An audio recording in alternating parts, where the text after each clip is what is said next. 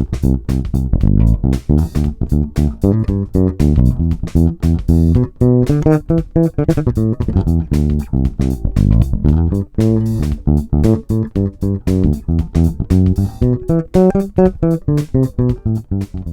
this is Dan here. I hope you're doing well today. This lesson is all about plucking, but as we go, I'm going to teach you some improvising skills as well. So what I want to show you first is alternate plucking. You're probably familiar with all of this, but in the intro and when you watch most bass players playing, it's not as strict as you might think. Alternate plucking is this. Usually index, middle fingers, and just walking on a string almost. What we want to do immediately is just to try and get good timing and tone with that. So if I'm on the A string, you'll see very clearly there, that's a rest stroke. You pluck and you come to rest on the string below. Can't do that with the E string. There's no string to rest on, but you can on the other strings. So just try to keep everything even and consistent, no speeding up, no slowing down, no jumps in volume. That's the main thing really to get. Just do that on open strings. That's alternate plucking. So you can see I'm mostly using it in that situation, but by no means all the time. There's another technique that you must know, and that's called raking.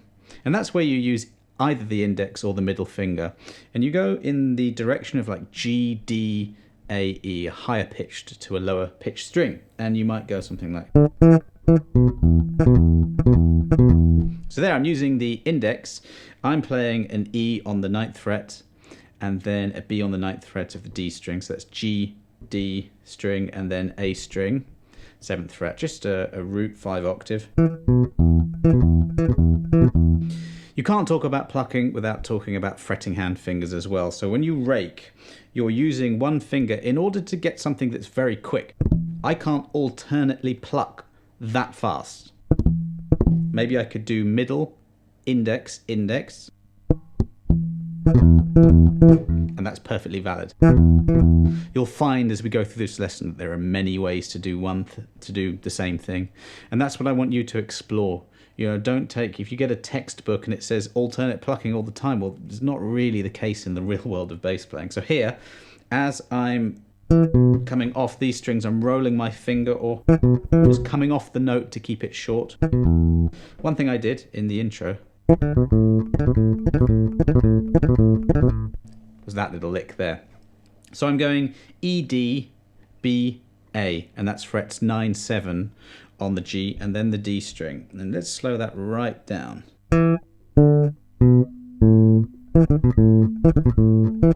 So that's alternating. I'm going index, middle, index, middle. But you can also do this.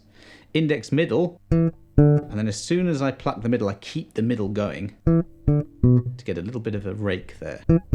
That's if I start with the index. If I start with the middle, I would go middle, index, index. And I get that really fast thing going.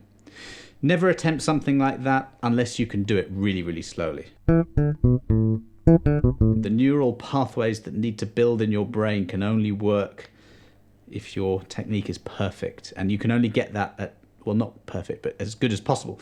And you need to get that at slower tempos. Let's rewind a bit and just make up a really simple exercise to work on alternate plucking. Let's get a G major 7 arpeggio. And I'm starting on my index. Index, middle, index, middle, index, all the way. And all the way when we descend as well. I'm also working on one finger per fret here. So I've got second finger on the G, first finger on the B, little finger on the D, third finger on the F sharp. So you're using all fingers here.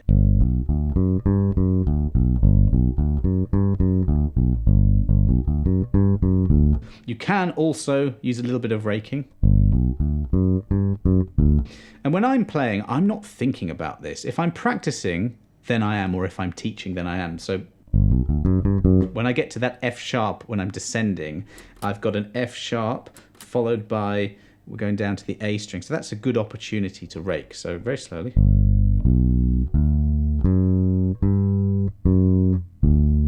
there's the raking motion there. And then you carry on with alternate. And you could rake there as well. There isn't a wrong, there isn't a right here. It sounds slightly different, but one thing that you can hear with alternate plucking is you get like a machine gun type consistency. You obviously can't rake on one string, so you don't have many options there. Although if you think about James Jameson, he played with a hook, he played with one finger, and all those intricate, busy 16th note lines were done with one finger. So it just goes to show you can adapt things. Now I get a few emails from people who've got injuries or arthritis or what have you.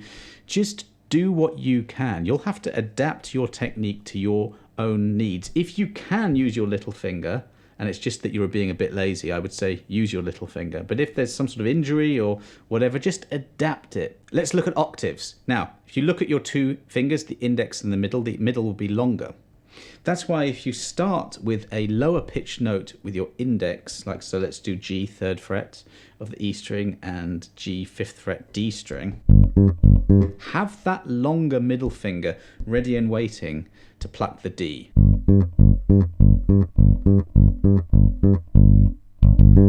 And I'll often do this. If I'm plucking two low Gs, I'll start plucking. I usually start plucking with my index.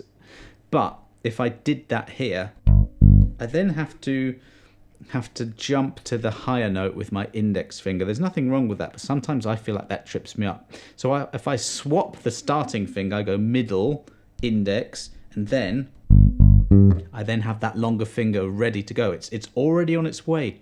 The second I've stopped plucking the first G, it's already going. And I'm working this out at slow tempos. I'm using 1st, 4th there. Just experiment, starting on different fingers, see what works for you, slow things down, then build up the speed. Another thing I really like to practice is just playing scales, but in an almost kind of Bach classical way. Like, I'm just going to make this up, but like...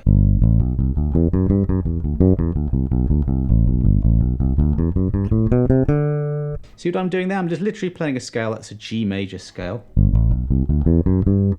But I'm not just playing it up and down, up and down. I always like to try and make music with everything I do on the bass. For me, it just sustains my practice. It makes me excited about playing the bass rather than having to just drill boring exercises. So what I was doing there is I'm trying to make, this is the talking about both hands thing here.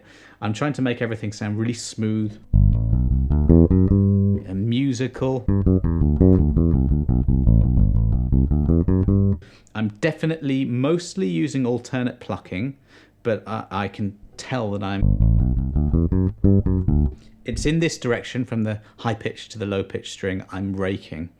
And you want to get to a point where you're not really thinking about what you're doing. And that obviously comes through practice. So let's just do a little bit more of that. I'm doing thirds sometimes. So instead of going consecutively up the scale, I'll miss out a note. So like G to B, and then I go A to C and so on. And little patterns like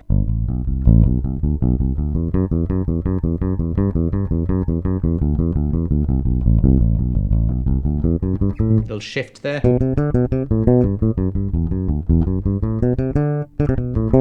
Little doubling of the rhythm. Now there's no real alternative other than to just make your fingers go a bit quicker, the index and the middle. So that was index, middle, index.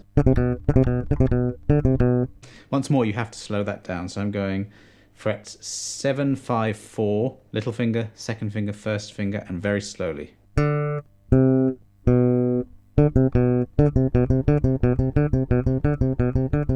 It's going up and down.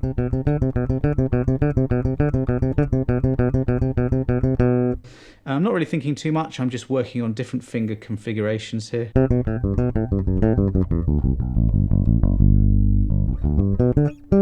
Arpeggios are really good. So there I'm going like a triad, and then jumping, and then jumping again. This is staying fairly consistent. The work is being done by the fretting hand in this example. Let's move on to some E minor pentatonic stuff with some hammer-ons and pull-offs and slides. These are articulations. So when you do that, those articulations don't require you to pluck everything. So let me show you what I mean there. I had 4 notes there, a D, E, G and an A on the frets 5, 7 on the A and the D strings, but I didn't pluck all of those. That would sound like this if I did pluck everything. Index, middle, index, middle. If I do this though, I'm plucking index on the A string. That longer finger, the middle, is now absolutely ready to pluck the D, but I'm hammering on each time. And I'm trying to get everything really, really smooth. That's a different thing now. So I'm not alternate plucking everything. So here I've got to work on my timing.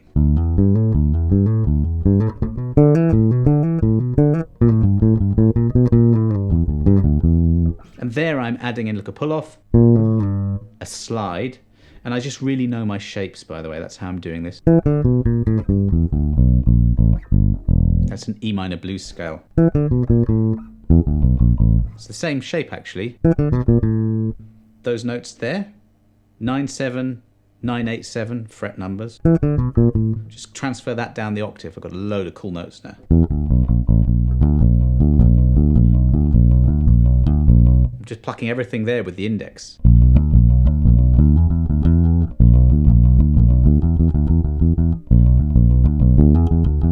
Whenever I'm playing something fast, it's definitely alternate plucking going on.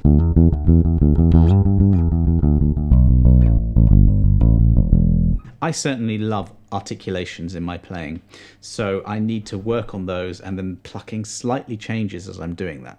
Practice every day, getting the alternate thing going, and then some of the raking, learn those hammer-ons, pull-offs. Those really bring your playing to life, I feel. It adds so much soul and flair into playing.